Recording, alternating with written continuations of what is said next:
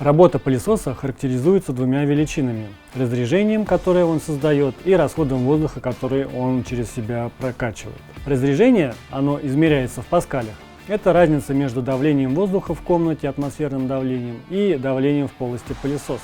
Именно благодаря этой разнице давления воздух и всасывается в пылесос вместе с пылью. Расход воздуха. Он измеряется в кубических метрах в минуту, либо литрах в секунду.